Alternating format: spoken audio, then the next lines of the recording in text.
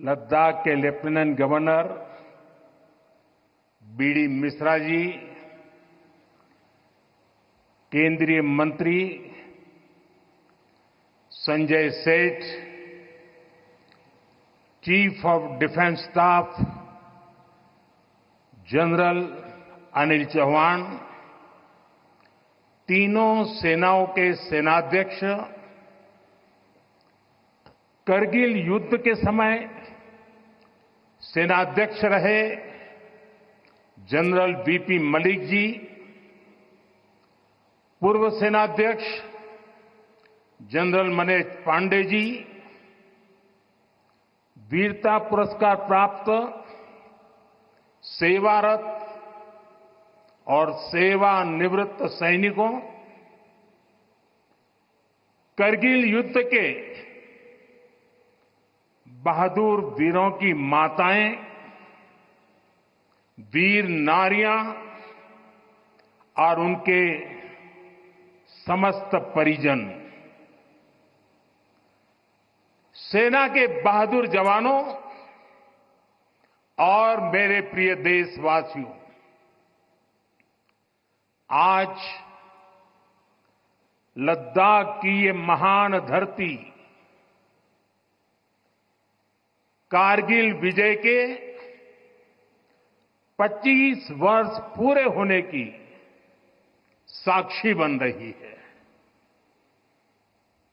कारगिल विजय दिवस हमें बताता है कि राष्ट्र के लिए दिए गए बलिदान अमर होते हैं। दिन, महीने, वर्ष, सदियां गुजरते हैं, सर्दियां भी गुजरती है, मौसम भी बदलते हैं, लेकिन राष्ट्र की रक्षा के लिए अपनी जान की बाजी लगाने वालों के नाम अमिट रहते हैं। ये देश हमारी सेना के पराक्रमी महानायकों का सदा सर्वदा ऋणी है। ये देश उनके प्रति कृतज्ञ है। साथियों, मेरा सौभाग्य है कि कारगिल युद्ध के समय मैं एक सामान्य देशवासी के रूप में अपने सैनिकों के बीच था। आज जब मैं फिर करगिल की धरती पर हूं, तो स्वाभाविक है वो स्मृतियां मेरे मन में ताजा हो गई है। मुझे याद है किस तरह हमारी सेनाओं ने इतनी ऊंचाई पर इतने कठिन युद्ध ऑपरेशन को अंजाम दिया था। मैं देश को विजय दिलाने वाले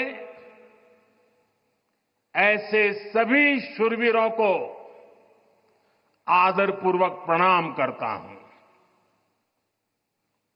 मैं उन शहीदों को नमन करता हूं जिन्होंने कारगिल में मातृभूमि की रक्षा के लिए अपना सर्वोच्च बलिदान दिया।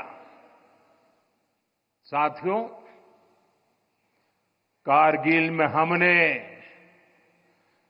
केवल युद्ध नहीं जीता था, हमने सत्य, संयम और सामर्थ्य का अद्भुत परिचय दिया था।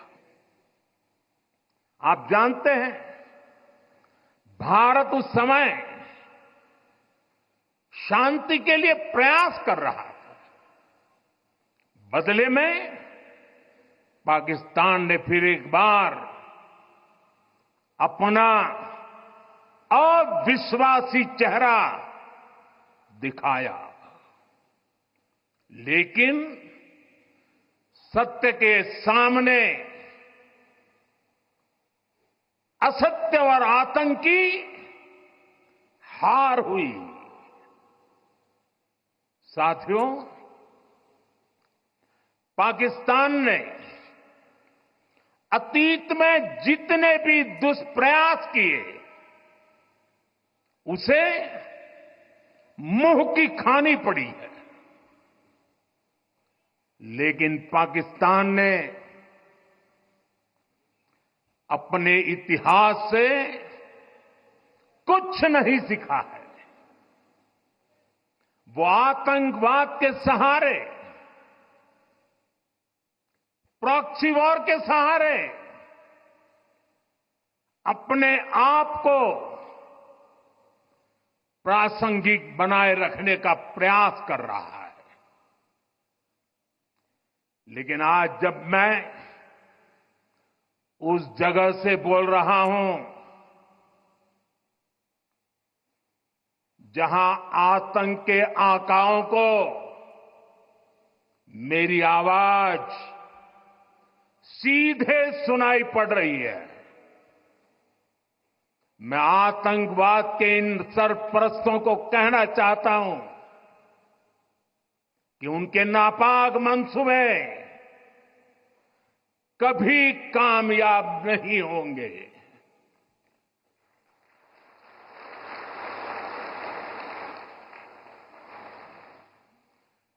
आतंकवाद को हमारे जाबाज पूरी ताकत से कुचलेंगे, दुश्मन को मुंहतोड़ जवाब दिया जाएगा। साथियों, लद्दाख हो या फिर जम्मू कश्मीर, विकास के सामने आ रही हर चुनौती को भारत परास्त करके ही रहेगा।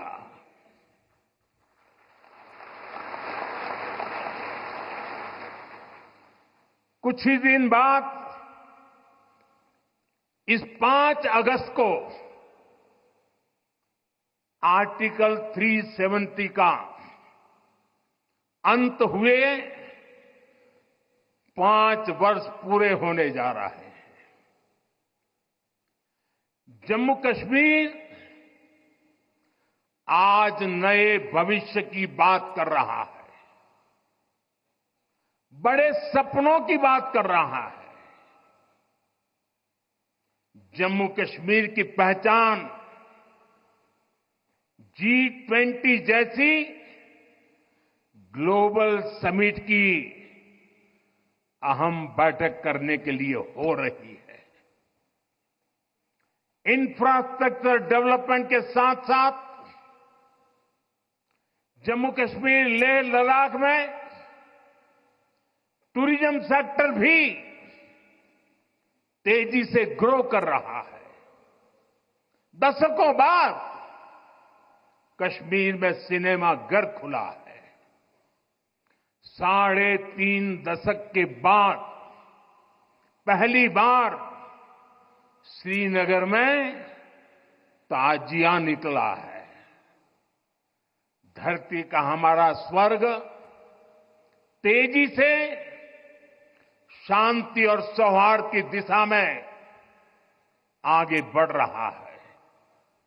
साथियों, आज लद्दाख में भी विकास की नई धारा बनी है।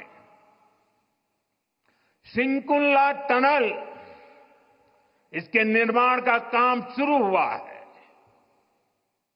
सिंकुल्ला टनल के जरिए लद्दाख पूरे साल हर मौसम में देश से कनेक्टेड रहेगा। ये टनल लद्दाख के विकास और बेहतर भविष्य के लिए नई संभावनाओं का नया रास्ता खोलेगी। हम सभी को पता है कि कठोर मौसम की वजह से लद्दाख के लोगों को कितनी मुश्किलें आती हैं। सिंकुंतला टनल के बनने से ये मुश्किलें भी कम होगी। मैं लद्दाख के मेरे भाई बहनों को इस टनल का काम शुरू होने के लिए विशेष बधाई देता हूं। साथियों, लद्दाख के लोगों का हित हमेशा हमारी प्राथमिकता रहा है।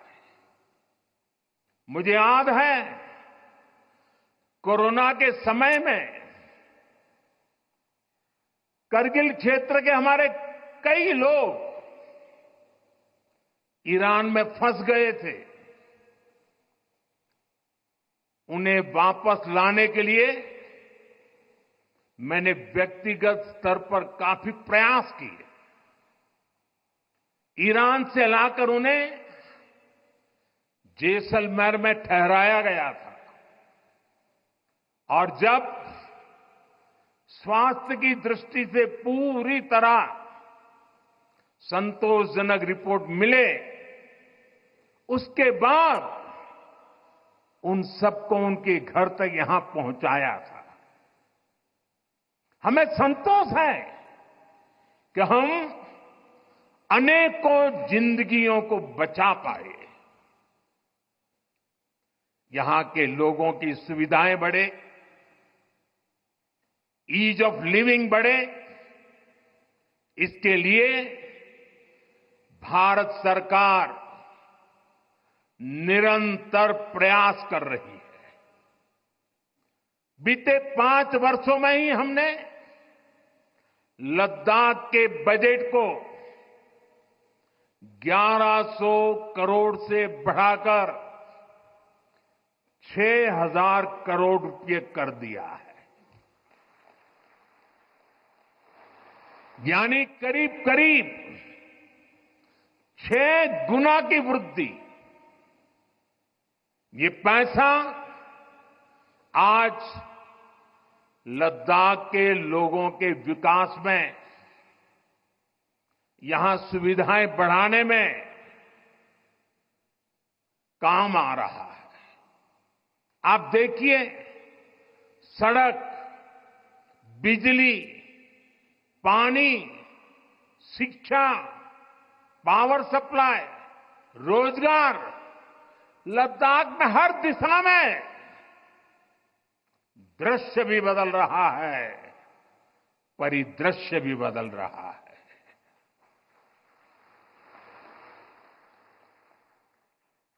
पहली बार यहां होलिस्टिक प्लानिंग के साथ काम हो रहा है।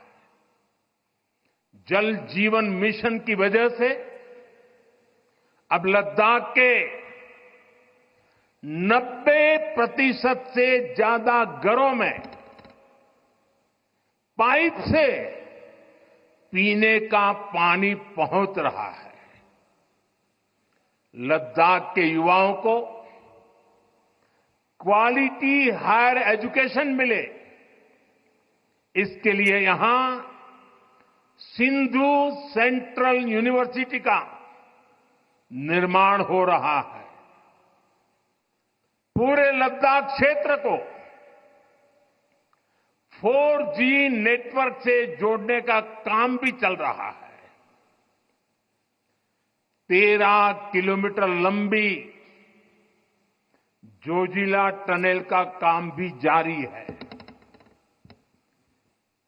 इसके वजन बनने से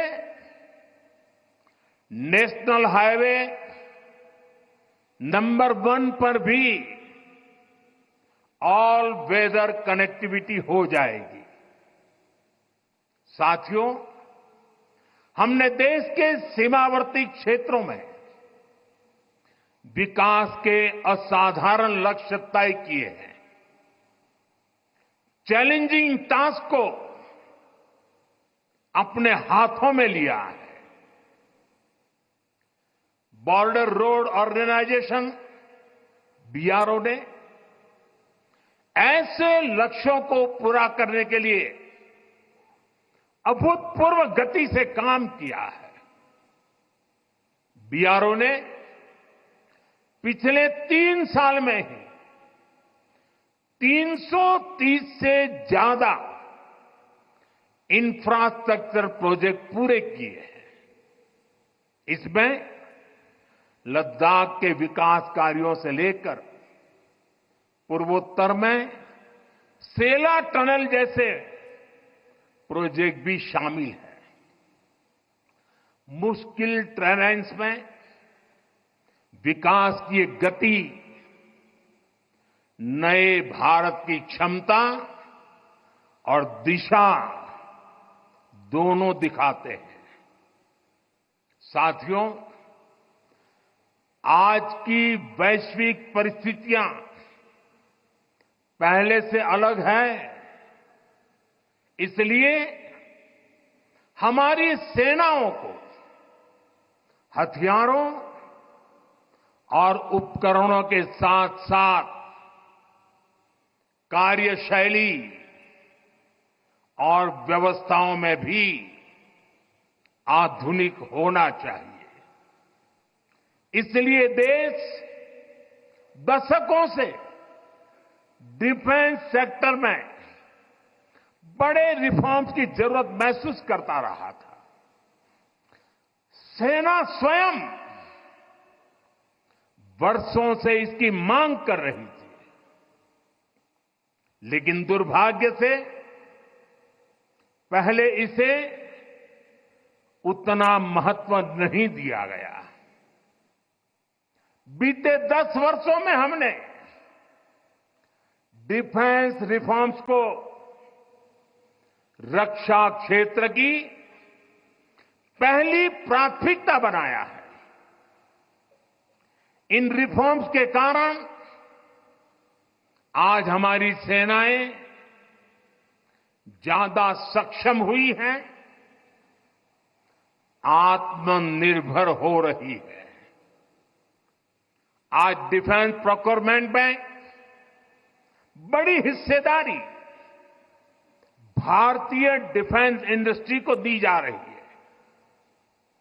डिफेंस में रिसर्च एंड डेवलपमेंट बजट का भी 25% प्राइवेट सेक्टर के लिए रिजर्व किया गया है। ऐसे ही प्रयासों का परिणाम है कि भारत का डिफेंस प्रोडक्शन अब 1.25 लाख करोड़ रुपए से ज्यादा हो चुका है। कभी भारत की गिनती हथियार मंगाने वाले देश के रूप में भी थी। अब भारत एक्सपोर्टर के तौर पर अपनी पहचान बना रहा है।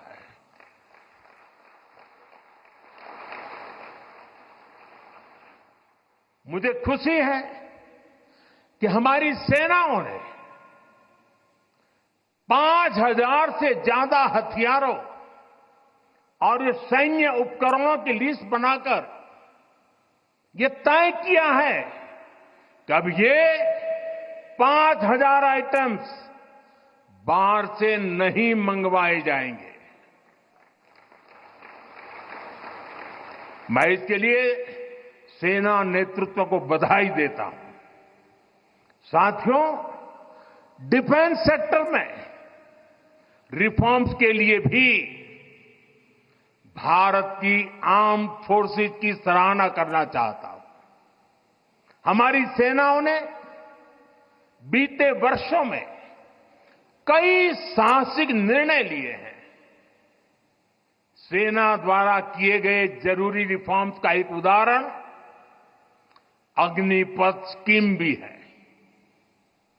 दशकों तक संसद से लेकर अनेक कमेटी तक में सेनाओं को युवा बनाने पर चर्चाएं होती रही है। भारत के सैनिकों की औसत आयु, एवरेज एज, ग्लोबल एवरेज से ज्यादा होना, ये हम सबकी चिंता बढ़ाता रहा है। इसलिए ये विषय बरसों तक अनेक कमिटियों में भी उठा, लेकिन देश की सुरक्षा से जुड़ी इस चुनौती के समाधान की पहले इच्छा शक्ति नहीं दिखाई गई। शायद कुछ लोगों की मानसिकता ही ऐसी थी कि सेना मतलब नेताओं को सलाम करना, परेड करना।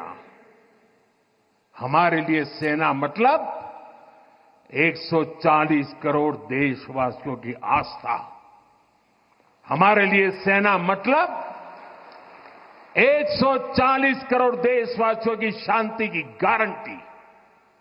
हमारे लिए सेना मतलब देश की सीमाओं को सुरक्षा की गारंटी। अग्निपथ योजना के जरिए देश ने इस महत्वपूर्ण सपने को एड्रेस किया है। अग्निपथ का लक्ष्य सेनाओं को युवा बनाना है। अग्निपथ का लक्ष्य सेनाओं को युद्ध के लिए निरंतर योग्य बनाए रखना है।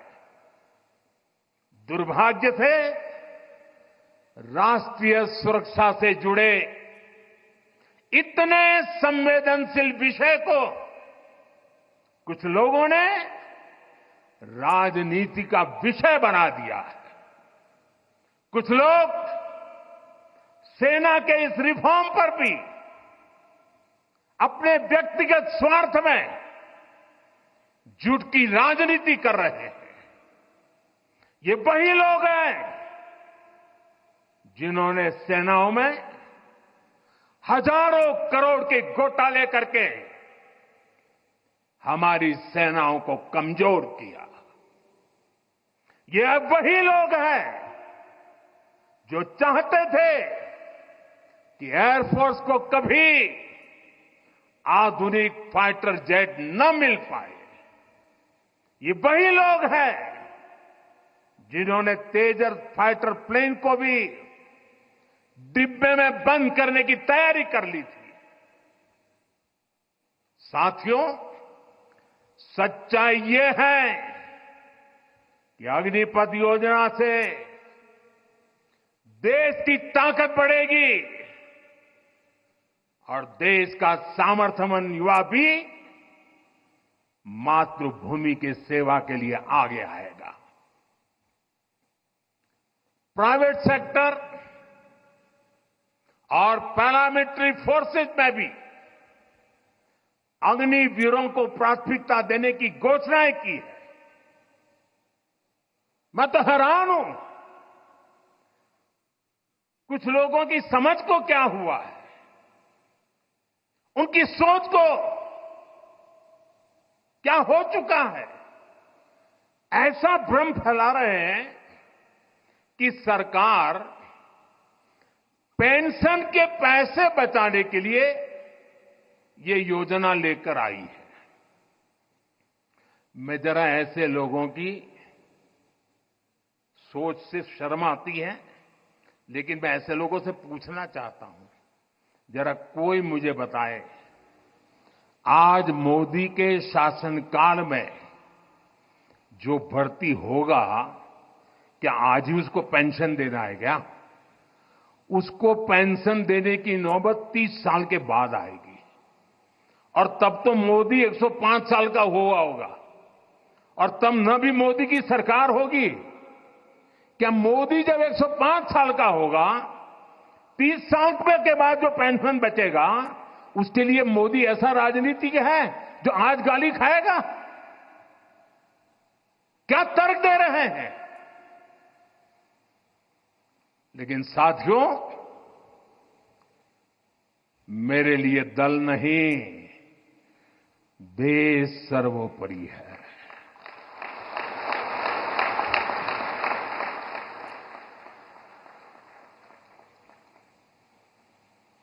और साथियों, मैं आज गर्व से कहना चाहता हूं, सेनाओं द्वारा लिए गए इस फैसले का हमने सम्मान किया है। और जैसा मैंने पहले कहा, हम राजनीति के लिए नहीं, राष्ट्र नीति के लिए काम करते हैं। हमारे लिए राष्ट्र की सुरक्षा सर्वोपरि है। हमारे लिए 140 करोड़ की शांति ये सबसे पहले है। साथियों, जो लोग देश के युवाओं को गुमराह कर रहे हैं, उनका इतिहास साक्षी है कि उन्हें सैनिकों की कोई परवाह नहीं है। ये वही लोग हैं जिन्होंने एक मामूली रकम 500 करोड़ रुपए दिखाकर वन रैंक वन पेंशन पर झूठ बोला था। 500 करोड़। ये हमारी सरकार है जिसने वन रैंक वन पेंशन लागू किया। पूर्व सैनिकों को 1.25 लाख करोड़ रुपए से ज्यादा दिए गए। अब कहां 500 करोड़, कहां 1.25 लाख करोड़। इतना झूठ और देश के जवानों की आंख में धूल झोंकने का पाप। ये वही लोग हैं जिन्होंने आजादी के 7 दशक बाद भी सेना की मांग होने के बावजूद भी, देश के वीर सैनिकों के परिवारों की मांग होने के बाद भी हमारे शहीदों के लिए वॉर मेमोरियल नहीं बनाया। टालते गए, कमिटियां बनाते गए, नक्शे दिखाते गए। ये वही लोग हैं जिन्होंने सीमा पर तैनात हमारे जवानों को पर्याप्त बुलेट प्रूफ जैकेट्स भी नहीं दी थी। और साथियों, ये वही लोग हैं जो करगिल विजय दिवस को भी नजरअंदाज करते रहे। ये तो देश की कोटि कोटि जनता के आशीर्वाद है कि मुझे तीसरी बार सरकार बनाने का मौका मिला। और इसलिए आज ये महत्वपूर्ण ऐतिहासिक घटना का हम पुण्य स्मरण कर पा रहे हैं। वरना अगर वही आ जाते तो इस युद्ध विजय की इस तारीख को याद नहीं करते। साथियों, कारगिल की विजय ये किसी सरकार की विजय नहीं थी। कारगिल की विजय ये किसी दल का विजय नहीं था। ये विजय देश की थी। ये विजय देश की विरासत है। ये देश के गर्व और स्वाभिमान का पर्व है। मैं एक बार फिर 140 करोड़ देशवासियों की तरफ से मेरे वीर जवानों को श्रद्धापूर्वक नमन करता हूं। सभी देशवासियों को पुनः एक बार कारगिल विजय के 25 वर्ष की शुभकामनाएं देता हूं। मेरे साथ बोलिए, भारत माता की। ये भारत माता की जय मेरे उन वीर शहीदों के लिए है मेरे वीर भारत मां के वीर सपूतों के लिए है। भारत माता की, भारत माता की, भारत माता की। जी न्यूज।